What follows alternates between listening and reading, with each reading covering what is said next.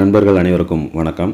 Friends, மைவித்ரி ஆட்ஸை பொறுத்தளவு court நிகழ்வுகள் என்ன இருக்கோ அதுக்கு நம்ம பொறுமையாக காத்திருந்து தான் ஆகணும். அதில் மாற்றம் கிடையாது. கோர்ட்டில் நமக்கு சாதகமாக மட்டும்தான் எப்போவுமே எல்லாம் நடக்கணும்னு நம்ம எதிர்பார்க்குறது தப்பு.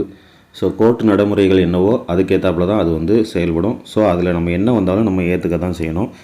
பட் நம்ம நம்பக்கூடியது கோர்ட்டை மட்டும் தான் நம்ம நம்பணும். ஸோ நம்ம அசோக் ஸ்ரீநிதி மேலே கம்ப்ளைண்ட் கொடுக்குறதுலையுமே நான் இதை தான் சொல்லியிருந்தேன். அது எனக்கு பெருசாக உடன்பாடு இல்லை. எம்டி அவர்கள் வெளியே வர வரைக்கும் பொறுமையாக இருக்கிறது தான் நல்லது அப்படின்னு சொல்லியிருந்தேன். அவர் பண்ண அதே நெருக்கடியை தான் நம்மளும் பண்ணுறோம். அவர் அதை தானே பண்ணாருன்னு சொல்லும்போது கரெக்டு தான், ஏற்றுக்கக்கூடியது தான். இருந்தாலும் அது என்னோடய தனிப்பட்ட கருத்தாக நான் சொல்லியிருந்தேன். ஃப்ரெண்ட்ஸ், அதே மாதிரி நேற்றுக்கு நடந்ததும் அதே மாதிரி தான். ஸோ ஒரு வழக்கு டிஸ்போஸ் ஆகிருக்கு. என்னங்கிறத நம்ம கரெக்டாக பார்க்குறதுக்கு முன்னாடி நமக்கு வாட்ஸ்அப்பில் ஏகப்பட்ட மெசேஜஸ் வர ஆரம்பிச்சிருச்சு. வாட்ஸ்அப்பில் நம்ம பதில் சொன்னாலும் நீங்கள் என்ன சொல்கிறீங்க அப்படின்னா, யூடியூப்பில் வீடியோ போடுங்க, அப்போ தான் நம்ப முடியும். நீங்கள் வாட்ஸ்அப்பில் சும்மா சொல்லுவீங்க எல்லோரும், யூடியூப்பில் சொன்னால் தானே நம்ப முடியும் அப்படின்னு ஒரு ஆர்குமெண்ட் பண்ணுறீங்க. நான் ஆல்ரெடி சொல்லியிருந்தேன், நான் ஒரு இடத்துல ஒர்க் பண்ணிகிட்ருக்கிறேன், செகண்டாக தான் யூடியூப் வச்சுருக்கிறேன் அப்படிங்கிறத. ஸோ நம்ம அங்கேருந்தே நேற்று வீடியோ போடக்கூடிய ஒரு சிச்சுவேஷன்ஸ், வந்த மெசேஜ் அப்படியே ஃபார்வர்ட் பண்ணி, ஸோ கொஞ்சம் பொறுமையை காத்துருங்க எல்லாருமே. வழக்குங்கிறது நீதிமன்றத்துக்கு போயிருச்சு. ஸோ நம்ம பொறுமையாக இருந்து மட்டும்தான் இதிலேருந்து நம்ம வெளியில் வர முடியும். ஒரு வீடியோ போட்டால் கூட அந்த வீடியோவை பார்த்து முடிக்கிற அளவுக்கு கூட நம்ம மக்களுக்கு பொறுமை இல்லை.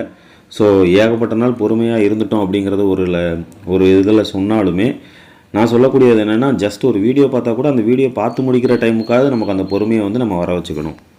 ஃப்ரெண்ட்ஸ், ஒரு கவுண்டர் அஃபிடாவிட் பண்ணியிருக்காங்க. இதை தான் சொல்லியிருந்தோம் ஆல்ரெடி. ஸோ அதில் பார்த்தீங்க அப்படின்னா, கோர்ட்டு நடைமுறைப்படி நம்ம 7 நாட்கள் அப்ஜெக்ஷன் கொடுக்கலங்கிறனால கண்டிப்பாக பெயில் கிடச்சிரும்னு நானும் நம்பினேன். பட் ஆனால் கிடைக்கல. இப்போ ஹைகோர்ட்டில் பார்த்துக்க சொல்லியிருக்காங்க.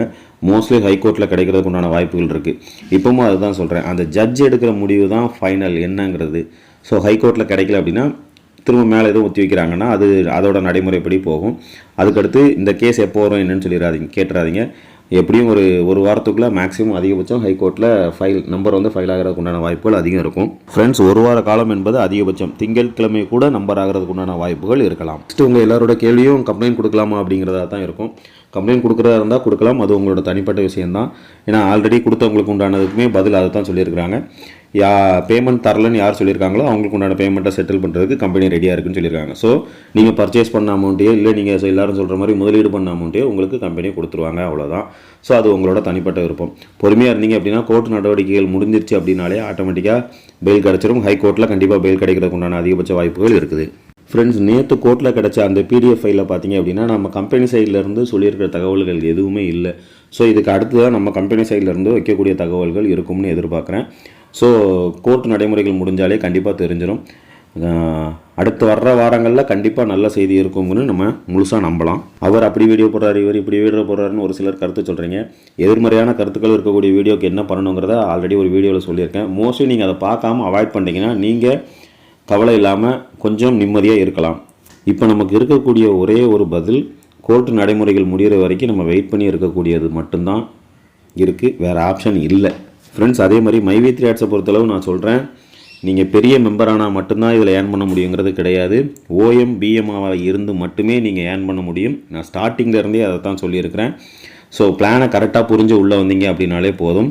இது நார்மல் MLM மாதிரியே கிடையாது. நார்மல் MLMல ஒரு அமௌண்ட் கொடுத்து தான் உள்ளே வர முடியும். அப்படி இல்லைன்னா கண்டிப்பாக 2 பேரையாவது குறைஞ்சது சேர்க்க சொல்லுவாங்க. அப்படி இல்லைன்னா ஒரு அமௌண்ட்டை கட்ட சொல்லுவாங்க.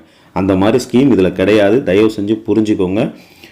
கம்பெனி நல்லபடியாக ரன் ஆகுது அப்படின்னா நீங்கள் அதிகபட்சமான அந்த 360 ரூபா பேசிக் மெம்பர் பிளான்லேயே நீங்கள் நல்ல வருமானம் எடுக்க முடியும். நண்பர்களே, எல்லோரோட கஷ்டமும் புரியுது. கமெண்ட்ஸ்லாம் பார்க்குறேன்.